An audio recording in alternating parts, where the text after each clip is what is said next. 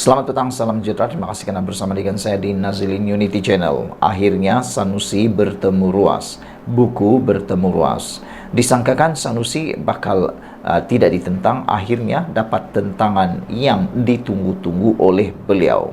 Hari ini disahkan Saifuddin Nasution akan lawan Sanusi, sedia lawan Sanusi, dan mengatakan beliau sudah terima notis saman isu REE yang dicuri.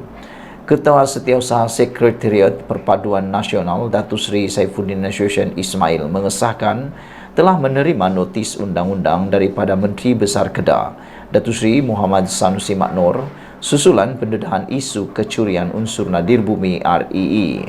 Beliau yang juga Menteri Dalam Negeri bersedia untuk bertemu Pengerusi Perikatan Nasional PN Kedah berkenan di Mahkamah susulan kes curi bahan galian tersebut di hutan simpan Bukit Enggang sejak 2 tahun lalu itu.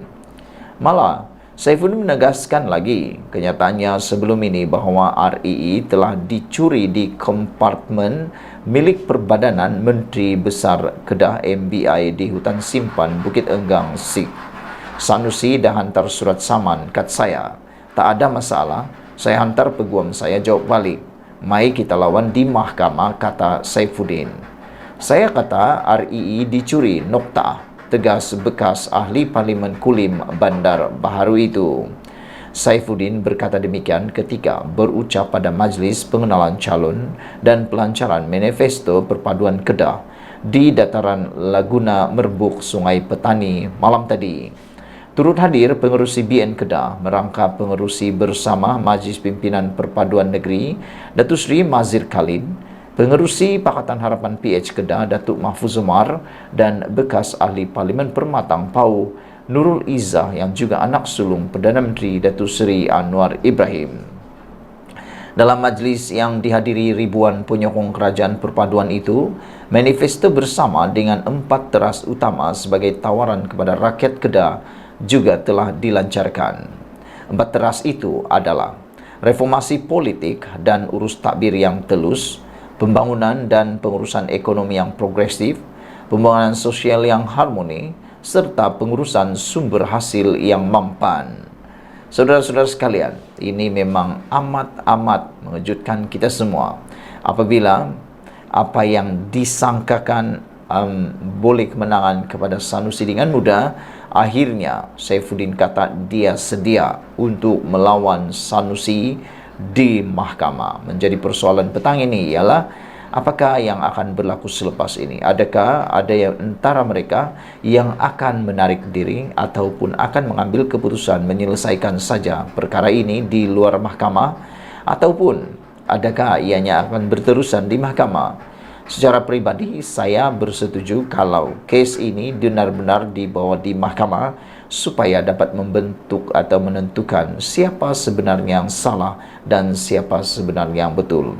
Kerana sehingga kini kita masih belum tahu siapa yang benar, siapa yang salah. Kadang-kadang yang kita dengar itu adalah cerita separuh benar maupun tak benar langsung. Jadi oleh sebab itulah apabila ianya dibawa ke mahkamah, itu satu perkara yang amat baik dan positif. Dan seperti yang dilakukan oleh Saifuddin Nasution Ismail ini satu tindakan yang berani, tindakan yang terpuji kerana meneruskan lawan tetap lawan supaya kebenaran dapat kita ketahui. Ikuti terus ulasan selepas ini. Selamat petang, salam sejahtera. Terima kasih kerana bersama dengan saya di Nazilin Unity Channel. Sejak kebelakangan ini hangat tentang kenaikan harga barang dan penurunan harga barang. Akhirnya ayam dah RM7.79 sekilo, walaupun saja masih terus meratib harga barang naik.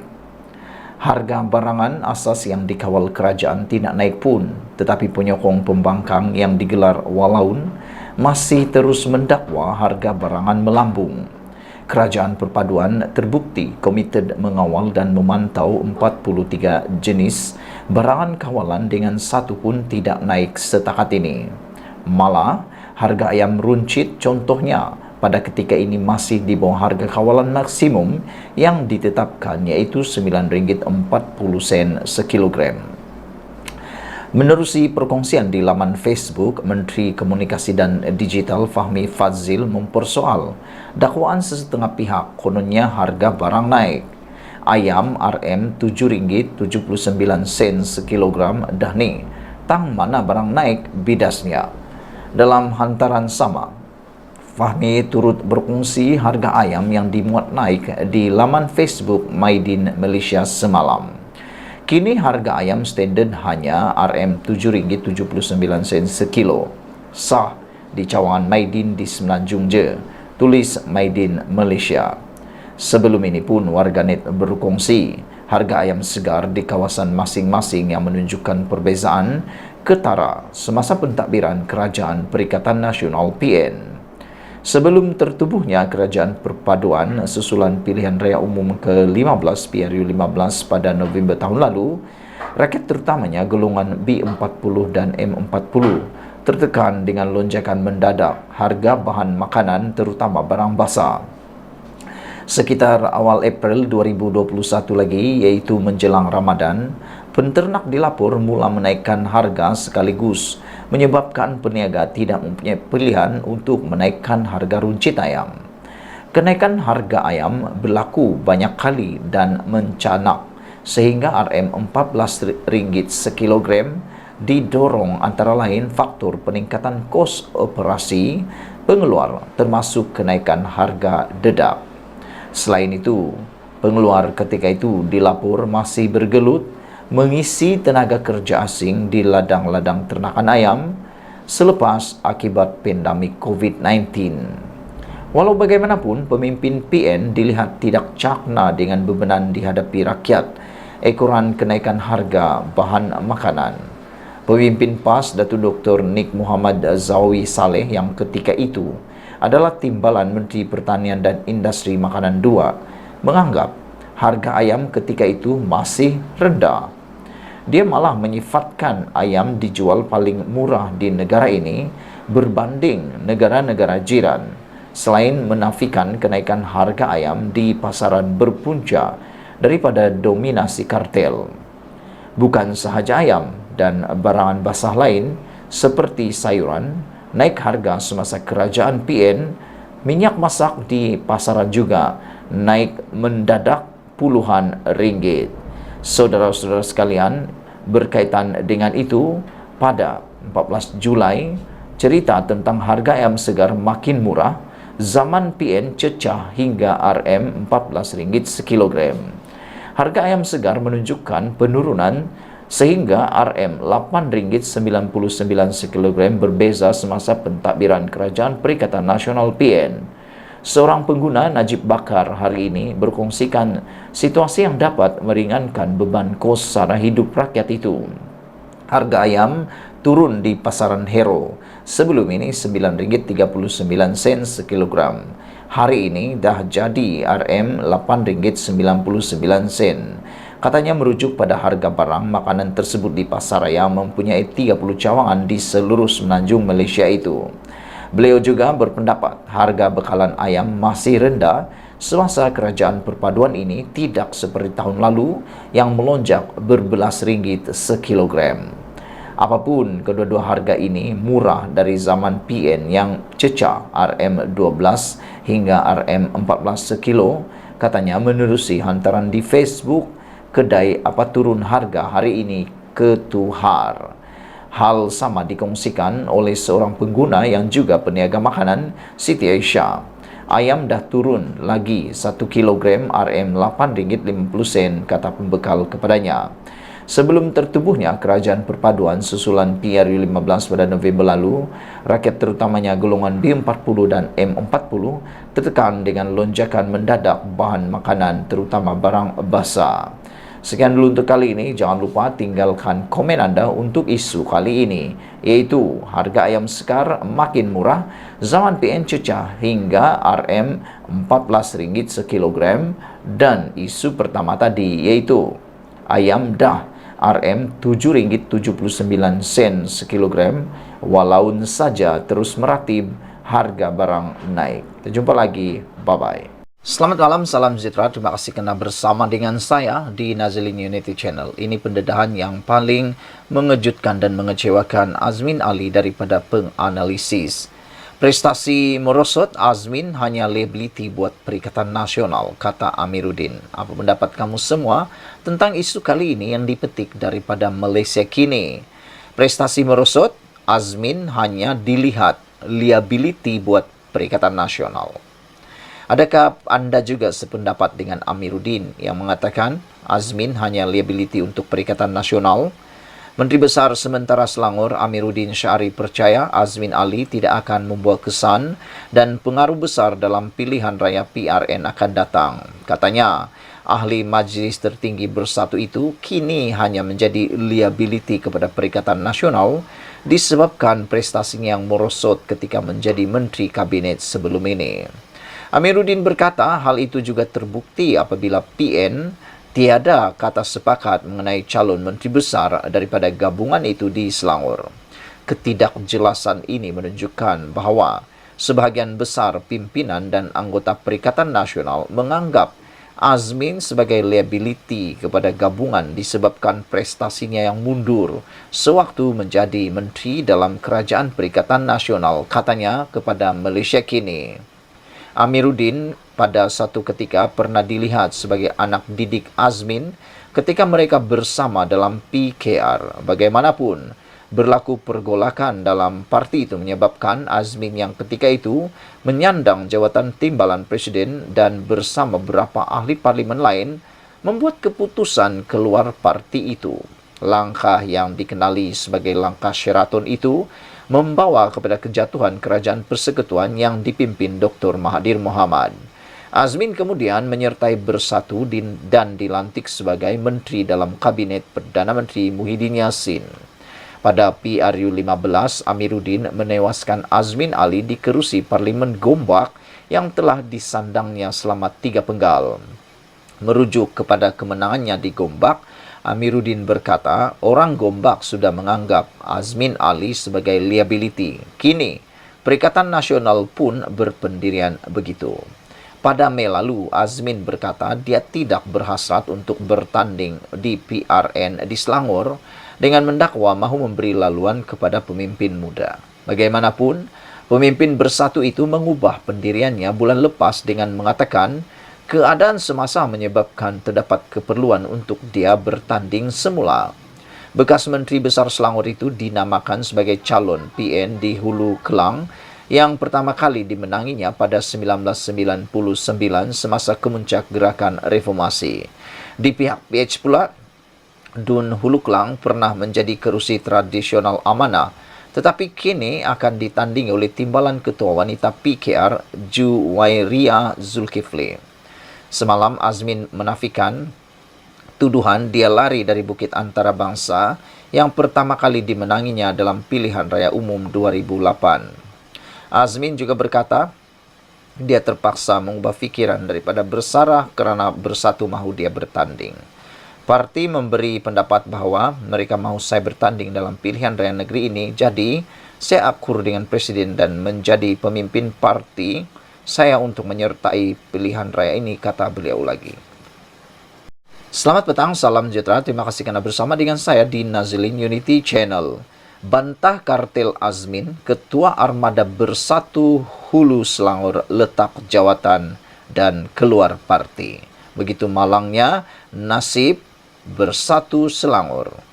Ketua Armada Bersatu Selangor, Muhammad Zikri Faiz bin Zahar, meletakkan semua jawatannya dalam Bersatu dan seterusnya keluar daripada parti itu. Dalam satu kenyataan yang dikeluarkan dalam Facebook beliau, Zikri mengumumkan adalah dengan ini dimaklumkan, saya Muhammad Zikri Faiz bin Zahar, nombor ahli 00120457, meletakkan semua jawatan dan keluar dari Parti Pribumi Bersatu Malaysia berkuat kuasa serta-merta, kata beliau. Zikri adalah orang di belakang kepada pendedahan bagaimana ahli dan pemimpin Bersatu Hulu Selangor membantah calon Dun Batangkali yang dikatakan kartel Azmin Ali. Beliau mendedahkan menerusi Facebooknya bagaimana bendera PN dan dokumen bersatu dibakar oleh rakan-rakannya di Hulu Selangor. Beliau mendakwa Ketua Bahagian Bersatu Hulu Selangor diketepikan dari menjadi calon dalam PRN kali ini dengan dakwaan beliau seorang pengikut tarikat. PN mengumumkan pencalonan Mohamin Harid Abdul Sani yang dikatakan kartel Azmin sebagai calon di Batangkali semalam. PN masuk pilihan raya dalam kepanasan. Saudara-saudara sekalian, walau bagaimanapun hari ini kita mendapat berita yang sangat baik apabila Anwar Ibrahim menyasarkan negara kita akan menjadi negara 30 ekonomi terbesar dunia. Tahniah kepada Anwar Ibrahim dan terima kasih atas visi misi yang amat jelas ini.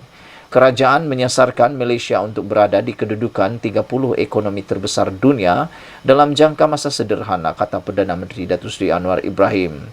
Perdana Menteri berkata ia antara 7 sasaran utama dalam penstrukturan semula ekonomi negara melalui ekonomi madani yang mahu dicapai sebelum tempoh 10 tahun. Beliau yakin Malaysia mampu mencapai sasaran besar itu dengan meneladani negara yang pernah berdepan kejatuhan namun tangkas dan bangkit semula ke hadapan. Mahu atau tidak, kita mesti menjadi jagu ekonomi serantau, kata Anwar Ibrahim. Kita perlu mempunyai minda global dan mengutamakan antarbangsaan ekonomi. Dengan demikian, kita mampu mencapai sasaran ditetapkan untuk muncul sebagai 30 ekonomi terbesar di dunia dalam jangka masa sederhana, kata beliau.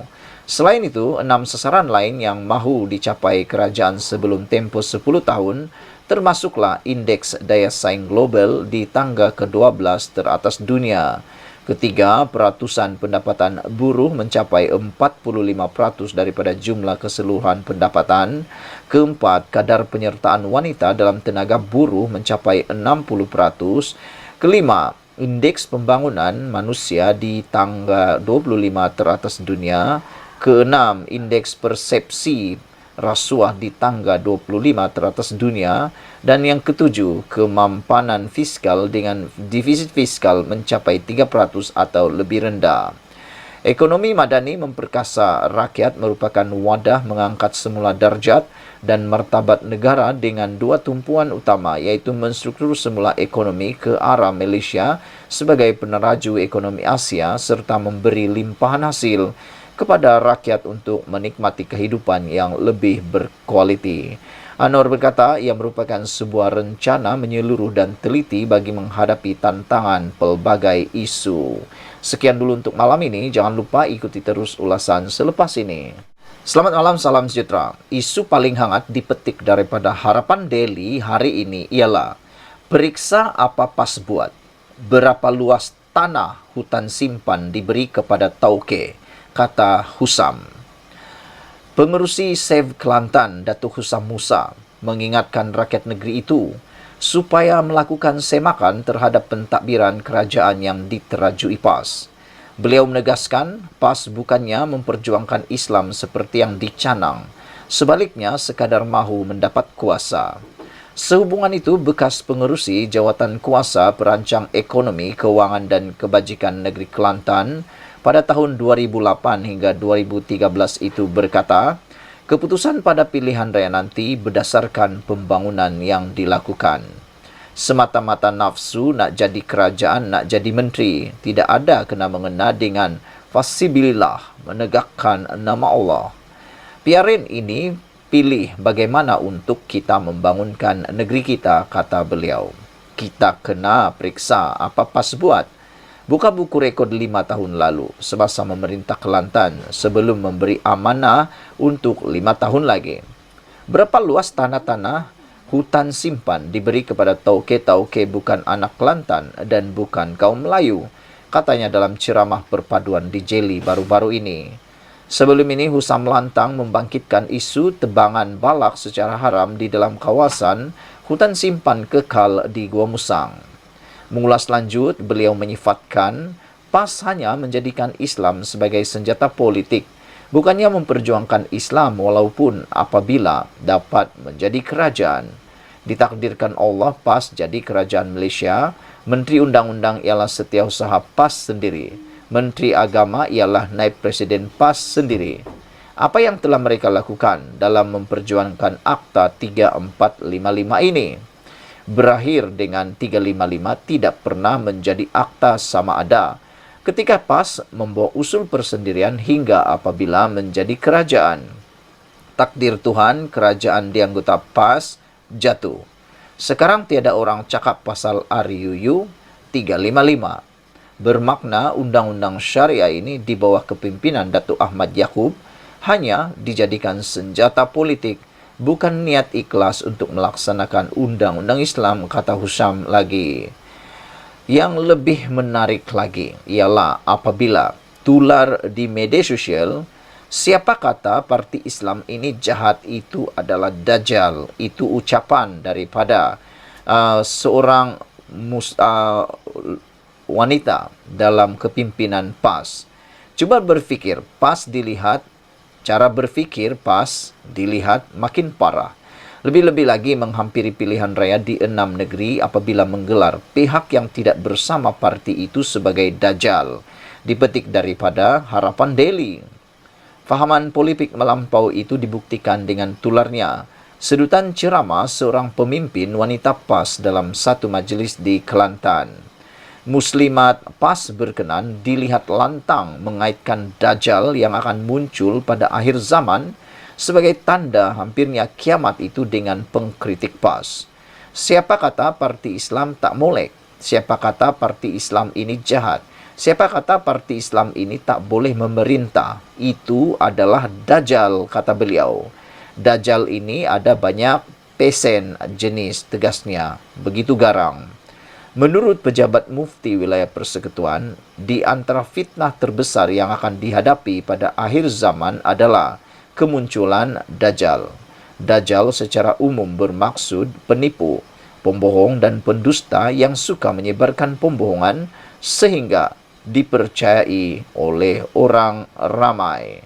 Sekian dulu untuk kali ini. Jangan lupa tinggalkan komen Anda, tekan butang subscribe. Kita jumpa lagi. Bye-bye.